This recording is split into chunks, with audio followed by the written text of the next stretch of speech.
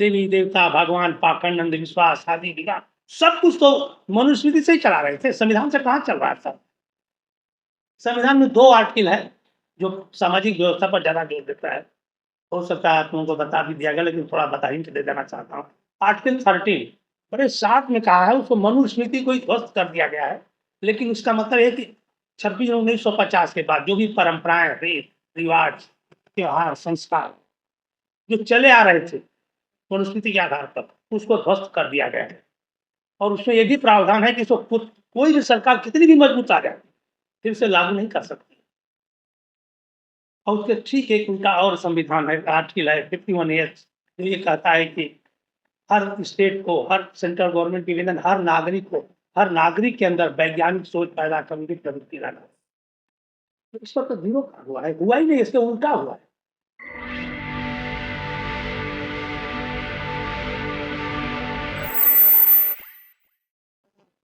आज के इस इंसाफ और बीएलएसएम के संयुक्त संविधान दिवस समारोह में मंच पर बैठे हमारे सभी अतिथि एवं सामने बैठे हमारे सभी भाइयों और बहनों, सभी को धन्यवाद और जय हिंद।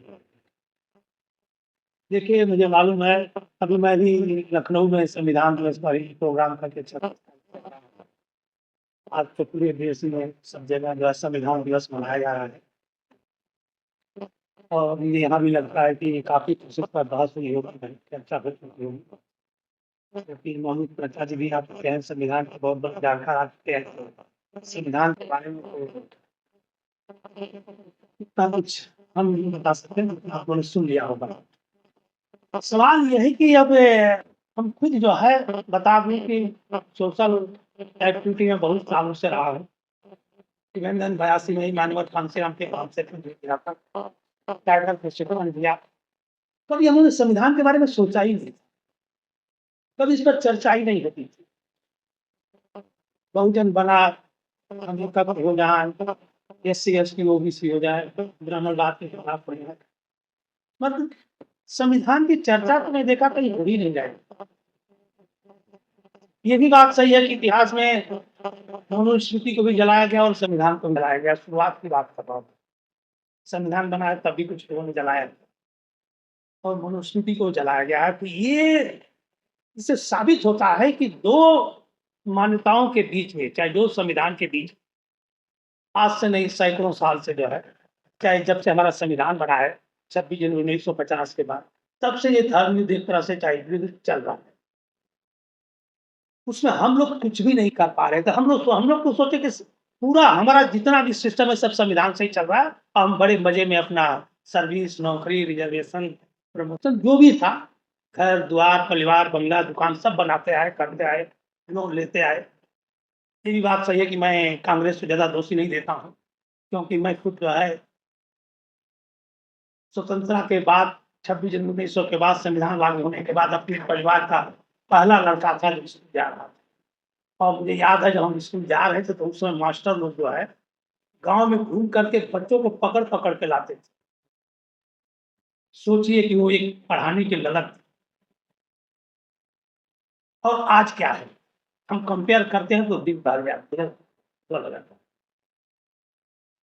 दूसरी बात, कांग्रेस की बहुत कुछ किया है, उसी कारण हम जो है जो भी 20 लाख 40 लाख जो भी है, चाहे कांशीराम हुए, चाहे बड़े-बड़े नेता हुए, लीडर हुए, चाहे ओबीसी के हुए, पैदा भी हुए। लेकिन सिर्फ़ जो है मैं संविधान के जो आकलन करता हूँ तो सिर्फ़ एडमिनिस्ट्रेटिव मैटर पर काम हुआ है। कांग्रेस में सिर्फ़ एडमिनिस्ट्रेटिव मैटर पर काम। हमारे देश का संविधान जो है विश्व में सबसे अच्छा इसलिए माना जाता है, कि ये 2 प्रावधानों पर बनाया गया है। एक तो एडमिनिस्ट्रेटिव मैटर है और दूसरा जो है व्यवस्था सामाजिक व्यवस्था। जी, ऐसा संविधान कहीं नहीं है कि सामाजिक व्यवस्था पर भी, क्योंकि सामाजिक व्यवस्था ही बड़ी-बड़ी खतरनाक, क्रूर और निर्दयी और एक तरह से असमानता की थी, इसलिए उसको संविधान में बनाना पड़ा। और कांग्रेस का दुर्भाग्य रहा, चाहे हम लोग का भी दुर्भाग्य रहा, हम लोगों ने खुद ही नहीं कभी ध्यान दिया। हम लोग की पूरी लाइफ मनुस्मृति के आधार पर चलते रहे। घर में, द्वार में, बाहर, बिहार, हर जगह जहाँ देखिए वहाँ वही लागू था। जो सामाजिक व्यवस्था चली आ रही थी, वही हम भी अपना रहे थे। देवी देवता, भगवान, पाखंड, अंधविश्वास, शादी विवाह सब कुछ तो मनुस्मृति से ही चला रहे थे, संविधान से कहाँ चल रहा था। संविधान में 2 आर्टिकल है, जो सामाजिक व्यवस्था पर ज़्यादा जोर देता है। हो सकता है आप लोगों को बता भी दिया गया, लेकिन थोड़ा बता ही दे देना चाहता हूँ। आर्टिकल 13 बड़े साफ में कहा है, उसको मनुस्मृति को ही ध्वस्त कर दिया गया है। लेकिन उसका मतलब है कि 26 जनवरी 1950 के बाद जो भी परंपराएँ, रीत, रिवाज, त्योहार, संस्कार जो चले आ रहे थे मनुस्मृति के आधार पर, उसको ध्वस्त कर दिया गया है। और उसमें ये भी प्रावधान है कि इसको कोई भी सरकार कितनी भी मजबूत आ जाए, फिर से लागू नहीं कर सकती। और उसके ठीक एक उल्टा और संविधान है, आर्टिकल है 51 जो ये कहता है कि हर स्टेट को, हर सेंट्रल गवर्नमेंट की विधान हर नागरिक के अंदर वैज्ञानिक सोच पैदा करने की प्रवृत्ति लाना। तो इस पर तो ज़ीरो हुआ है, हुआ ही नहीं, इसके उल्टा हुआ है। अब सुबह टीवी खोले, 10 ठो बाबा आ जाएँगे। टोटल पाखंड ही चल रहा है ना, कुंभ मेला। टोटल आप देखोगे तो हम अपने पैदा होने से मरने तक इवेन पूरी लाइफ में सर्विस हुई, हर जगह हम वही कर रहे हैं। संविधान के खिलाफ ही काम कर रहे हैं। हम सभी लोग करते आ रहे हैं। कभी हमने ध्यान ही नहीं दिया था, हम तब आगे हमको तो संविधान की नींव जगाई है, तो ये भाजपा आरएसएस वालों ने विश्व हिंदू परिषद जगा दिया। सबसे ज्यादा उन्होंने हमको जगाया है, हम अपने से कहाँ जागे, कभी नहीं जागेंगे। वो जब आए तो हम भी जागते हैं। और वो क्यों आए? क्यों उनको संविधान के याद सताने लगे? क्योंकि संविधान ने इनके वर्चस्व को खत्म किया। मैं 2 मिनट समझ लूंगा, ज्यादा नहीं। देखिए, हम ये मान के चलता हूं कि हर आदमी का अपना-अपना वर्चस्व रहता है, उसको बढ़ाता है। ह्यूमन नेचर ही ऐसा है, स्वार्थी, लालची और एक कामचोर प्रवृत्ति का होता है। स्वार्थ और लालच इतना होता है कि पेट तो इतना ही है, इतना ही खाता है, लेकिन उसका अंत नहीं है, कितना खा जाता है पता ही नहीं चलता। यही कारण रहा कि सदियों से जो ह्यूमन नेचर रहा, एक-दूसरे को सताता आया। जहाँ मजबूत हुआ, गरीब को सताया। इसी सताने के कारण हमारा समझिए कि इतिहास जब से हम अनुभव कर रहे हैं, चाहे वो बौद्ध काल का पतन हुआ, चाहे बाद में ये मनुस्मृति आई है, उसके बाद जो है फिर सौभाग्य हमारा कि मुगल मुसलमान आ गए, इनकी कमजोरी के कारण आ गए। उन्होंने कुछ मनुस्मृति को, संविधान को कमजोर किया, कम किया। फिर अंग्रेज आए, तरह-तरह के एक्ट बना करके, जिसका कि आज मैकाले की शिक्षा की बात बहुत ज़बरदस्त हमारे भारत में हो रही है। इसके पहले तो कभी हम जानता ही नहीं थे कि मैकाले नाम का आदमी कौन है। अब तो उसको भी हम याद करने लगे हैं। बहुत कुछ अब यादें आएँगी, धीरे-धीरे आएँगी और कुछ आएँगे। तो उसके बाद जो है बाबा साहब अम्बेडकर ने संविधान बना के ध्वस्त कर दिया। ये बात सही है, 100% सही है कि संविधान जो 80-80 ओबीसी के स्वागत योग्य है, पढ़ाई के लिए है, 80-90% भी पढ़, लेकिन जो सरल मानसिकता के लोग हैं उनके खिलाफ है। खिलाफ क्यों है? खिलाफ इसलिए है कि मैं मानवतावादी इंसान के लिए खिलाफ नहीं बोल रहा हूँ। अगर खिलाफ होता तो अंग्रेज सुधार क्यों किया? अंग्रेज सोचिए कि एक मानवतावादी दृष्टिकोण रखने वाले इंसान थे, पूरे देश को उन्होंने चलाया था, बड़े मजे में चलाया था। यहाँ तक कि आपको एक हिंट दे देना चाहता हूँ कि ऐसे इंसान थे कि जहाँ अंधे और बहरों को भी पढ़ाने की छटपटाहट थी। और हमारे देश में क्या है? मजबूत लोगों को पढ़ने से रोका जा रहा है। क्या हम इंसान के लायक नहीं?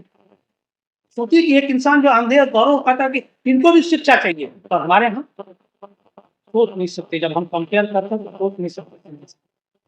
तो प्रॉब्लम क्या हो गई कि देखिए, आप भी अगर करोड़पति बन जाओगे, अगर गरीब होगे तो आपकी त्रासदी होगी।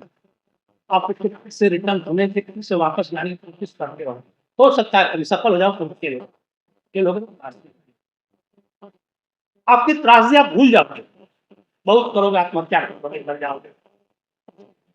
लेकिन अगर समाज की त्रासदी होती है तो भूलता नहीं। तो ब्राह्मण समाज की त्रासदी हुई, उनका वर्चस्व था एक समय। भगवान रामचंद्र जी पेट से यात्रा जाने से पहले पूजाएं विप्रपत किए नींद बसनाएं। भगवान राम भी किसी अदना ब्राह्मण का पैर पूजने के बाद ही नींद आती थी, और नींद की गोली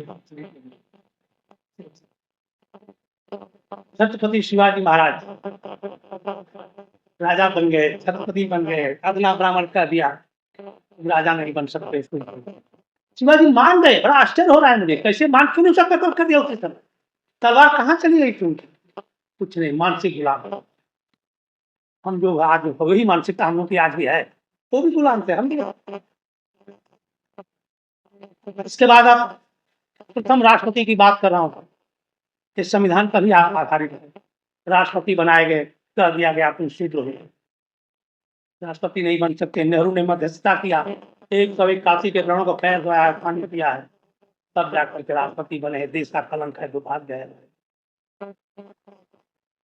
आप देख रहे हैं कि आप पिछले जब राष्ट्रपति जो गए उनकी हालत क्या थी, मुर्मू जी की क्या हालत थी, अखिलेश की क्या हालत हुई है। तो ये क्या उनके जो वर्चस्व था जब खत्म हो गया है, तो उनकी त्रासदी भुला नहीं पाए। 100-150 साल से अंडरग्राउंड रह करके रात दिन उन्होंने काम किया। इंडियन कांग्रेस के गवर्नमेंट में भी स्लीपर सेल रह करके उन्होंने ही काम किया है संविधान के अगेंस्ट। और हम आपको पता ही नहीं चला, काम करते करते इतने मजबूत हो गए, हमारे लोगों के अंदर घुसपैठ कर दिया। आज ये हालत है कि हमारे लोग ही उनके साथ चले गए हैं और हमें और आपको लड़ा रहे हैं, हम और लड़ने में अक्षम हो गए। हमारे लोग ही उनके पास है। बिहार चुनाव देख लीजिए, अब किसको हराने गए थे, किसको जिताने गए थे, पूरा आप आकलन करिए। एससी एसटी ओबीसी को देख लीजिए, फिर यही यूपी में भी होगा।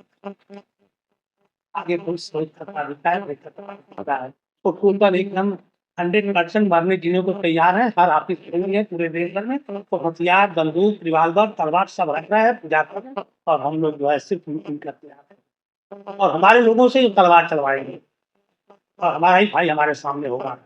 आने वाले दिन में बहुत ही बुरा दिख रहा है। एक चीज और मैं देख रहा हूँ कि ऐसी स्थिति में लग रहा है, हमें तो खुद लग रहा है कि जैसे लगता है कि पॉलिटिकली हम सफल नहीं होंगे उनके साथ। ईडी है, सीबीआई है, इनकम टैक्स है, हाई कोर्ट, सुप्रीम कोर्ट, चाहे अभी देखिए क्या बहस चल रहा है। आज तो इसी पर इलेक्शन पर ही काम हो रहा है पूरा। सुप्रीम जो रोज सोशल मीडिया के न्यूज देखे तो वही भरा पड़ा है, और तो कुछ काम ही नहीं हो रहा है। कई देश के डेवलपमेंट की बात करें, कॉलेज खुलने की बात करें, अस्पताल खुलने की बात हो रही है, जहाँ देखो से यही हो रहा है। मुझे करीब करीब ये संतोष एक है, हमें ऐसा लग रहा है कि हम अभी सफल हों, क्योंकि जो लड़ाई है आर पार ये मनुवाद और अम्बेडकरवाद की खुल के चली आ रही है, और उनको डर सिर्फ अम्बेडकर का है। हम लोगों ने अम्बेडकर साहब को इतना आगे बढ़ा दिया कि उनको रात दिन सोते समय खौफ लगा हुआ है, डरे हुए हैं पूरा। सच कहता हूँ, रात को उठ के बैठ जाते, अरे अम्बेडकर कहाँ से है? क्या हालत है इनकी? ये मत सोचिए कि वो हमसे ज्यादा वो डरे हैं। हम तो सोचते हैं 85 हैं, हमको तो पहले खाने को नहीं था, पीने को नहीं था, कपड़ा नहीं था, दूध थे, घर दुआर नहीं था, तो हम सब बंगले उंगले में रह रहे हैं हमारे दर्द। हम लोग भूल गए अपने इतिहास को, अपने दुख को, अपने दर्द को, लेकिन वो अपने जो वर्चस्व था उसको भूले नहीं है, बहुत गहराई से याद था, इसलिए उनके अंदर बौखलाहट है। धीरे-धीरे जाते हैं वो बीमार जबरदस्त। तो आर पार की लड़ाई में एक मानसिकता की लड़ाई भी आ गई है।